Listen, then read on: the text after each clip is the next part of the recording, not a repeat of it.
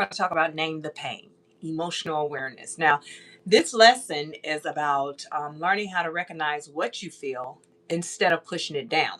A lot of us push our feelings away because we're not emotionally intelligent. That's okay. But I'm here to teach you how to self regulate and how to step into primary emotions instead of secondary emotions. Many people were never taught emotional language. So healing begins with learning how to name what is happening inside of you. So let's get into it. Let's talk about the first one is emotional literacy.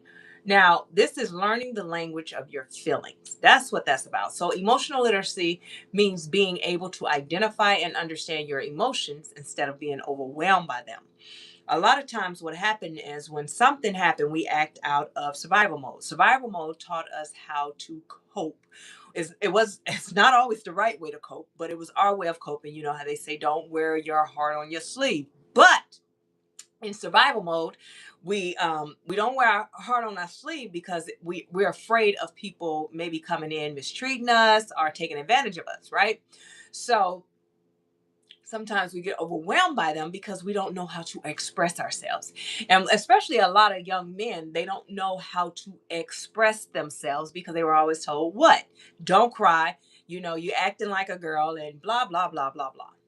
So instead of saying, I feel bad, emotional awareness helps you get specific, getting to the root of it. That's the most important part. Meaning that instead of saying, I feel bad, am I sad, disappointed, or grieving? That's what you ask yourself.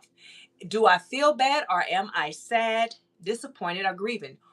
Or am I angry or am I feeling disrespected or unheard? And am I anxious or am I overwhelmed with and uncertain? Now, that's how you get specific so you won't be overwhelmed by all your emotions. So instead of saying I feel bad, get to the root of it. Identify it, emotional awareness. When you can name it, guess what? You can manage it. So that's why I always say you be truthful with yourself. What do you feel? When you can't name it, guess what happens? That emotion manages you. So that's why it's so important. You have to learn how to name the emotion, what you're feeling, and being specific with it. And when you don't name it, that's how you become overwhelmed. And that emotion begins to manage you. That emotion, guess what? It sounds like you're acting out of anger, always had an attitude. You're always in defense mode. It's because you don't know how to manage that emotion. You don't know what it is. You're just saying, I'm mad. What are you mad about? Are you mad because you felt disrespected? So are you feel disrespected or do you feel unheard? But mad is not the problem, right? That's the emotion. So the next one is let's look at number 2. Naming naming emotions versus suppressing them. Okay? Suppressing emotions mean pushing them down, ignoring them, or pretending they are not there. We were taught that. Okay. In our culture, if you were born, I think 80s on back, it's a wrap. We didn't have no emotions. You better not cry. You bust your knee, you better go in the house. Don't tell your mom you hurt because you're gonna go to the emergency room. You know how I go. They calling me on my job. You gonna get in trouble for calling your mama on your job. So we figured it out, but we were not able to express ourselves. We had to suppress our emotions. We had to just act like it didn't happen. It's so much childhood trauma that, happened to us, right? But we had to suppress them. And it showed up in our adulthood. And that childhood trauma, because no one addressed it properly, right? Through therapy or just the parents having that emotional intelligence. Our parents didn't have that.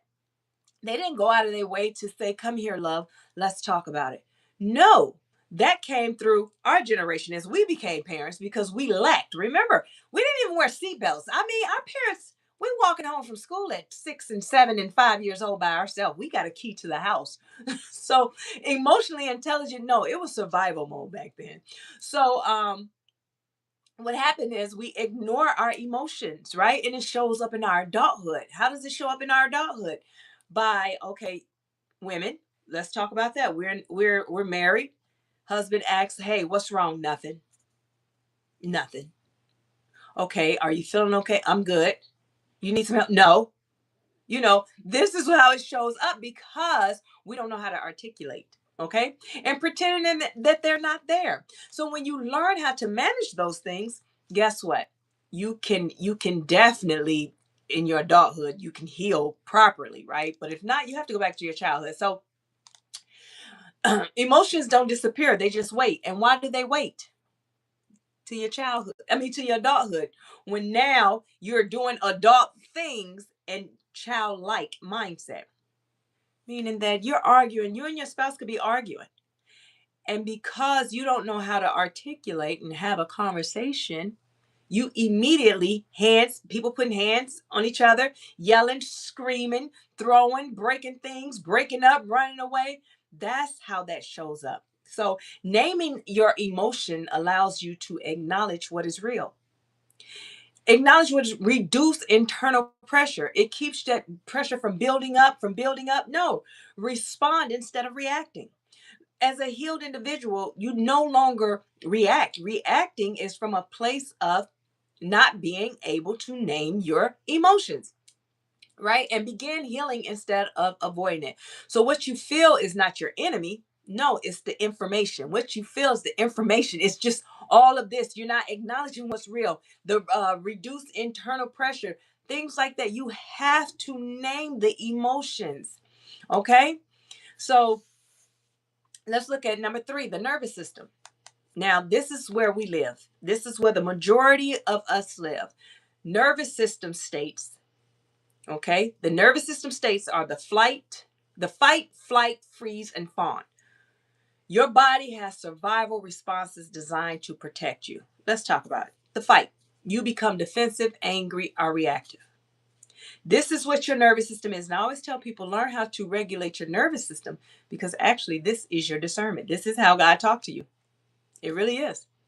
Once you learn to regulate it and you go through your healing journey and learn to disconnect everything from the survival mode, where survival mode told you to lead with negative, lead with wrong, lead with, you know how it is. You meet somebody, look for the red flags.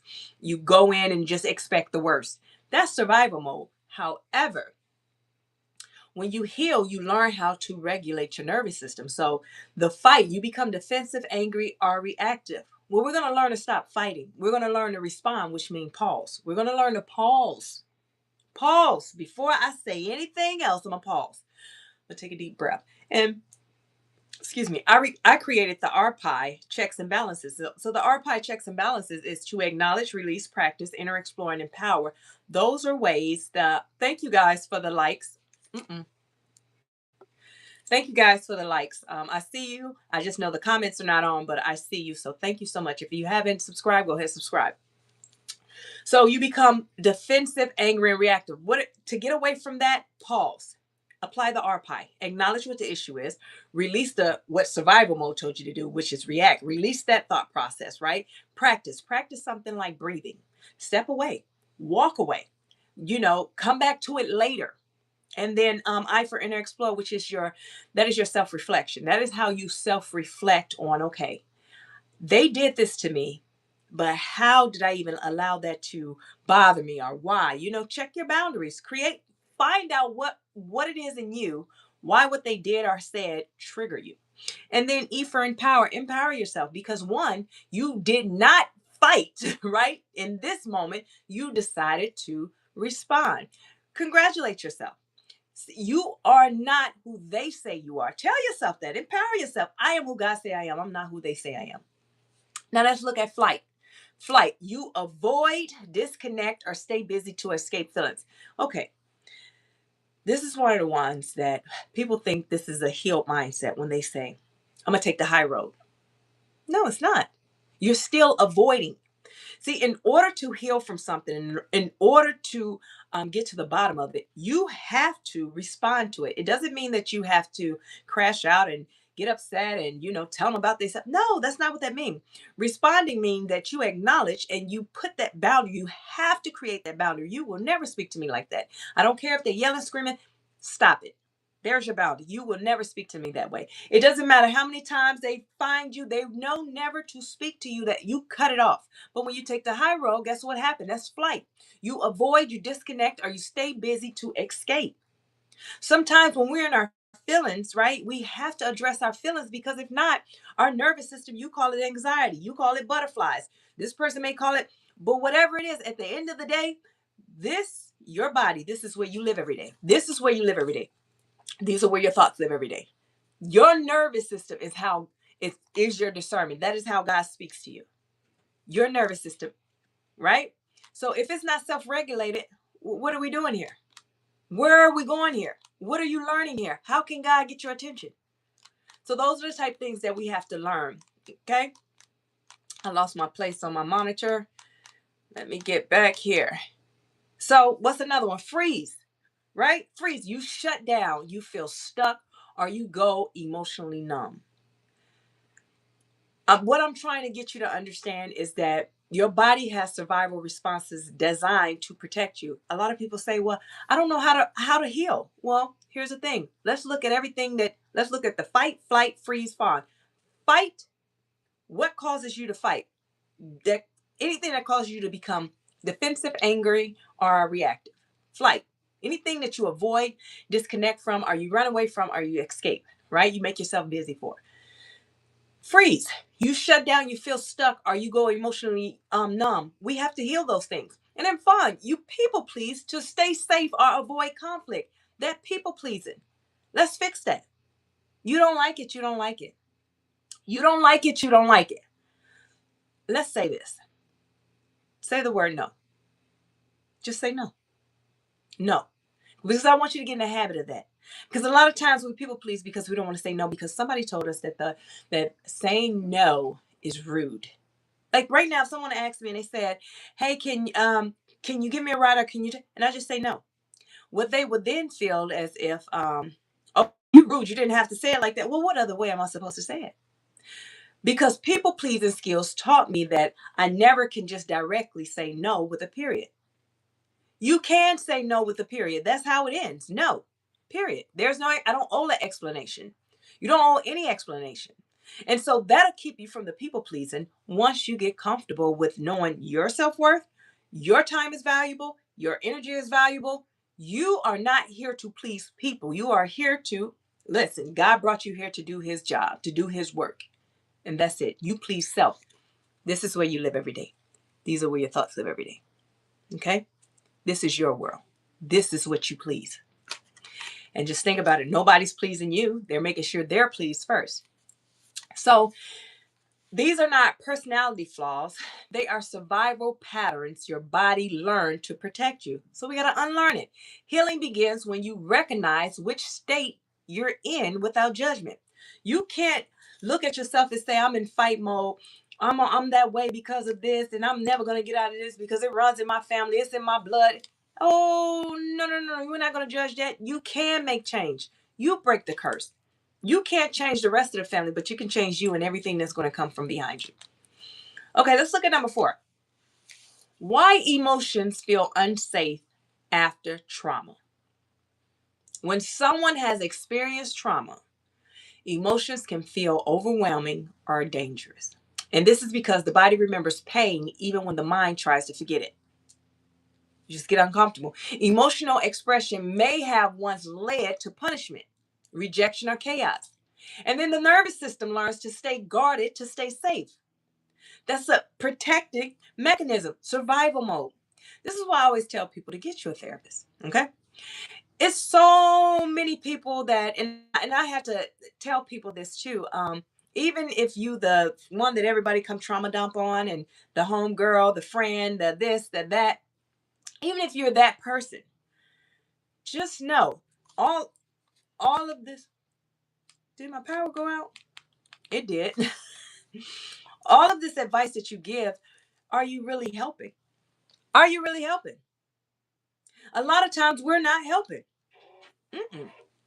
So refer them to a therapist, okay? So that is the end of this course. I just wanted to come on and just teach a little bit here on YouTube. Every morning I do the Lead Her Movement on the Lead Her Movement leadership course I do over on TikTok, and I do that every morning. So you guys, if you want to join me over there, it is my username is Chat with Coach Nye. And then here, subscribe here because I come on and hit the notification bell because I teach the Power Within leadership course. And I also teach women leadership through through the women of the Bible. Make sure I get it right. So check out my playlist. I got a lot of teaching on there. And I will be back tomorrow.